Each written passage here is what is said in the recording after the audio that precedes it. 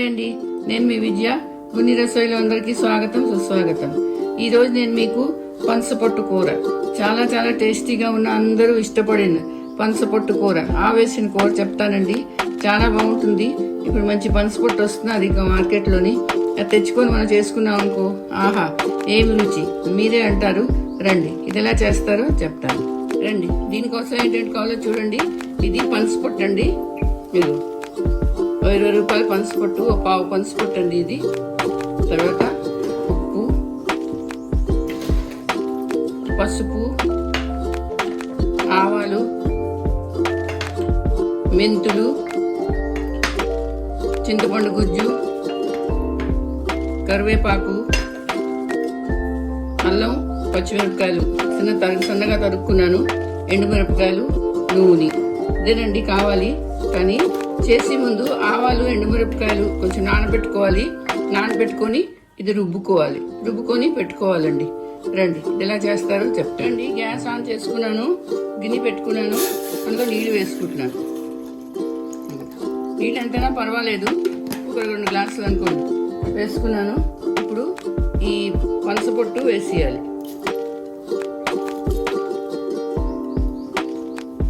వేసేసి అందులోని కొంచెం పసుపు, అలాగే ఉప్పు, కొంచెం ఉప్పు వేయండి, తర్వాత మళ్ళీ ఉప్పు వేసుకోవచ్చు. చింతపండు నేను గుడ్డి తీసి పెట్టుకున్నాను, మీకు కావాల్సిన వేసేసుకోండి. వేసుకున్న తర్వాత ఆ తుంపులు తీసేసుకోవచ్చు. ఇది మూత పెట్టి ఉడకనియాలి. ఈలోగా ఆవు రుబ్బుకొని వస్తాను. చూడండి, మూత తీసి చూస్తాను, ఉడికిపోయిందండి. సరే, మరీ ముద్దగా ఉడకపట్టక్కర్లేదు, ఇలా ఉంటే చాలు. ఇప్పుడు నేను కన్నాల గిన్నె తీసుకొని వారుస్తాను. ఈలోగా ఇగో చూడండి, ఆవు రుబ్బి పెట్టుకున్నాను. ఆవాలు, ఎండుమిరపకాయలు, 4 ఎండుమిరపకాయలు, 2 చెంచాలు ఆవాలు, ఇవి నానబెట్టుకొని రుబ్బుకొని ఉంచుకోవాలి. ఇప్పుడు ఇది నేను కన్నాల గిన్నెలో తీసుకొని వడపోసుకొని తెస్తాను. నీళ్ళు తీసుకున్నాను, ఇలా కన్నాల దాంట్లో పెట్టుకున్నాను. ఇది పొడిగా అయిపోవాలి, చల్లారాలండి, బాగా చల్లారిపోవాలి. చల్లారిపోయి దీన్ని నొక్కి నీళ్ళు తీసేయాలి. నీళ్ళు తీస్తే ఇలా పొడిగా అయిపోతుంది. ఇప్పుడు గ్యాస్ ఆన్ చేసుకొని రండి, మూకుడు పెట్టుకున్నాను. దాంట్లోని 2 చెంచాలు నూనె వేసుకున్నానండి. వేసుకొని చెంచా ఆవాలు, పోపు కండి ఇది, కొంచెం మెంతులు, అలాగే ఎండుమిరపకాయలు 2 వేస్తున్నాను, ఎందుకంటే ఆవులో కూడా వేసాను అందుకని. కరివేపాకు వేసుకొని పోపు వేసుకోవాలి. అలాగే అందులో ఇంగు వేసుకోవాలి. ఇంగు లేకపోతే ఈ కూర బాగుండదండి, ఇంగు చాలా బాగుంటుంది. ధోని ఇంగు వేసేవనుకోండి, ఆహా ఏం వాసన వస్తుంది, ఈ కూరకి ఎంత బాగుంటుందో. ఇవి కొంచెం వేయించుకోవాలి. ఆవాలు చిట్పట్లాడిన తర్వాత అల్లం, పచ్చిమిరపకాయలు కొంచెం సన్నగా తరుక్కున్నాను, ఇవి వేసుకోవాలి. ఆవాలు ఇంకా అవ్వలేదు, ఆవాలు కొంచెం అవ్వాలండి. ఇది ఎక్కువ టైం పట్టదు, బాగుంటుంది కూర కూడాను, టైం కూడా ఎక్కువ పట్టదు. చూడండి, ఎంతసేపు అయితే పనసపొట్టు ఉడుకుతుందో అంతే టైం అండి, పోపు పెద్ద టైం పట్టదు. ఇప్పుడు ఆవాలు అయిపోయింది. ఇప్పుడు పచ్చిమిరపకాయలు, అల్లం ఇది వేసుకున్నాను. వేసుకొని కలుపుకోవాలి. కొంచెం పచ్చిమిరపకాయలు వేగాలి. మీకు ఎంత కారం కావాలంటే అంత వేసుకోండి.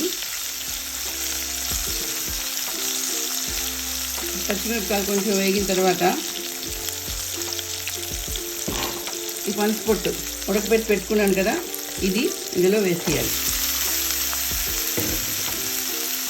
వేసి కలుపుకోవాలి. చూసారా, ఇలా కలుపుకోవాలి. ఇప్పుడు కానీ మీరు ఉప్పు చూసుకోండి, మీకు సరిపోకపోతే ఈ టైంలో కొంచెం ఉప్పు, కొంచెం చింతపండు వేసుకోవచ్చు. ఇప్పుడు ఆవ ఇది కొంచెం వేసుకోవాలి. వేసుకొని కలుపుకోవాలి.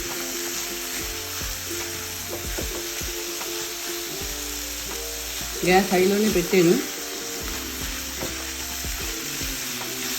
బాగా మీద కింద కలిపినట్టు పెట్టుకొని ఇప్పుడు ఏం చేస్తామంటే ఇందులోని 1/2 స్పూన్ పంచదార వేస్తే దీని టేస్ట్ చాలా బాగుంటుంది. ఉప్పు కారం అన్నీ బాగా కలిసిపోతాయండి, దానివల్ల మంచి టేస్ట్ వస్తుంది.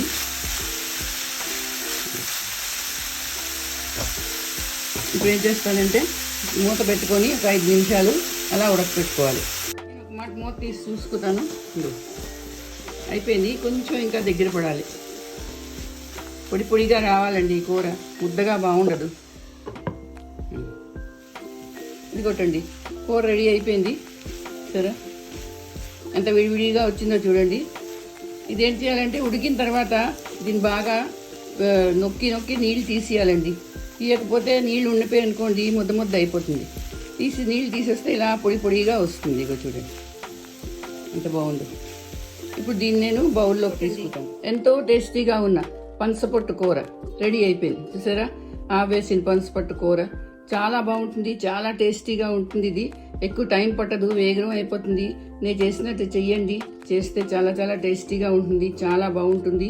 మరి మీరందరూ చేసుకోండి, అందరికీ చేసి పెట్టండి. నా వీడియో నచ్చితే తప్పకుండా సబ్స్క్రైబ్ చేయండి, అలాగే లైక్ షేర్ కూడా చేయండి. మళ్ళీ ఇంకో వీడియోతో కలుస్తాను. అంతవరకు సెలవు.